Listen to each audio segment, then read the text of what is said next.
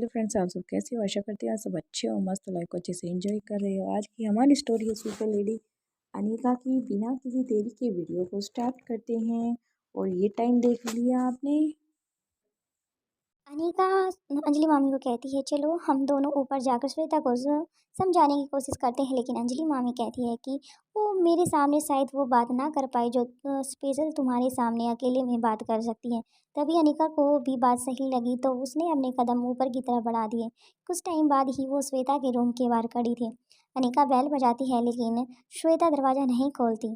फिर दोबारा tap tap की आवाज़ करती है लेकिन श्वेता दरवाज़ा नहीं खोलती।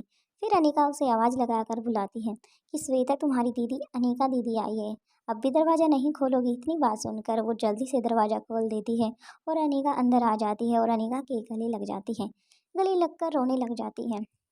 अनीका उसे हौसला देती है कि तुम चुप हो जाओ और फिर उसे बेड पर बिठाती है और खुद नीचे ज़मीन पर बैठ जाती है। उसके हाथों को पकड़ती है, उसकी आंखों को पोंछती है और फिर उसके हाथों को अपने हाथों में ले लेती है और कहने लग जाती है तुम्हें मुझ पर भरोसा है। तभी श्वेता कहती है अपनी जान से और अपनी सबसे ज़्यादा दीदी मुझे आप पर ही भरोसा है। फिर अनिका कहती है कि मैंने तुम्हें जो कहा था क्या तुम्हें वो समझ नहीं आया।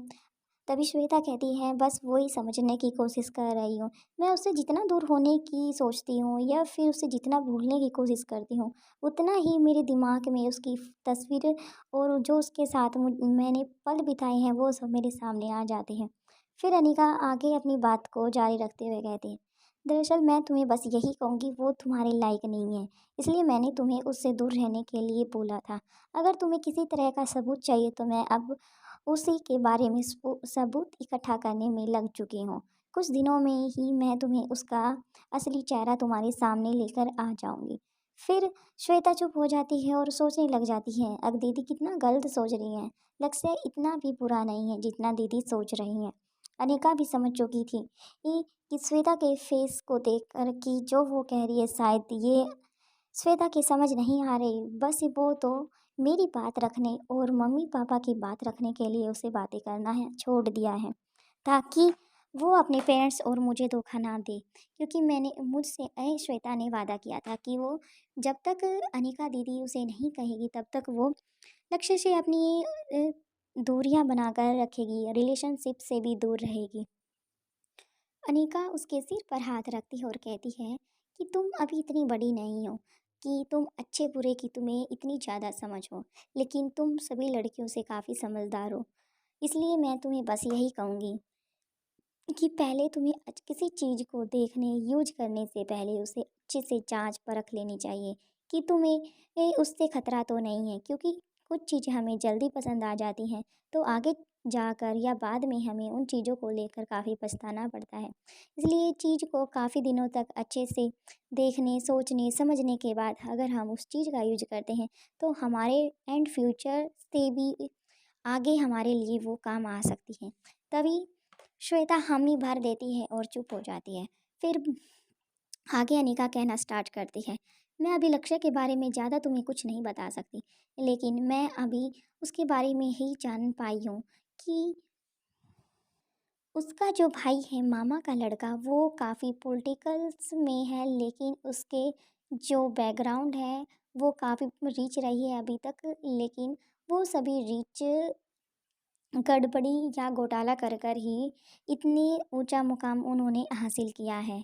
बस मैं यही समझ पाई हूँ अभी तक। तभी श्वेता कहती है दीदी आप तो वैसे ही परेशान हो रही हो क्योंकि लक्ष्य ऐसा नहीं है। फिर अनिका कहती है ठीक है तो वो ऐसा नहीं है तो अभी मुझे कुछ टाइम दो, उसके बाद मैं तुम्हें और लक्ष्य को कहीं बुलाऊंगी, तुम्हें उसके साथ ही आना होगा। श्वेता कहती है कि दीदी एक तरफ तो आप मुझे उससे अलग रहने की बात कहती हो, उसके बाद आप मुझे उसे के साथ खाने के लिए या कहीं पर बुलाने की बात कर रही हो। इतनी मुश्किल से तो मैंने अपने दिल को दिमाग को संभाला है और वापस आप मुझे वहीं पर जाने की बात कह रही हो। तभी अनिका कहती है अभी जब तुम अकेली थी लेकिन अब तुम्हारे साथ तुम्हारी दीदी है, तुम्हें इतनी दर्द और ऐसे तरीके से बिल्कुल दूर नहीं होना पड़ेगा। बिल्कुल हंसते हंसते मैं तुम्हें उससे दूर करूँगी। अगर तुम्हारे लिए वो अच्छा है या फिर वो बहुत अच्छा है जो मुझे लग रहा है, अगर वो इंसान वो नहीं है तो मैं तुम्हारी धूम धाम से तुम दोनों की शादी कराऊंगी। लेकिन अगर वो तुम्हारे लायक नहीं है तो मैं तुम्हें तुम्हारी ज़िंदगी से उसे इतनी दूर कर दूंगी जैसे कि दूध में पड़ी मक्खी को निकाल कर दूर फेंक देते हैं। तभी श्वेता कहती है, ठीक है दीदी, जैसी आपकी मर्जी। फिर अनिका कहती है, अभी मुझे चलना चाहिए, बस मैं तुम्हें यही बताने आई थी। अभी तुम्हें अपने काम पर फोकस करना चाहिए, ना कि इस बंद कमरे में।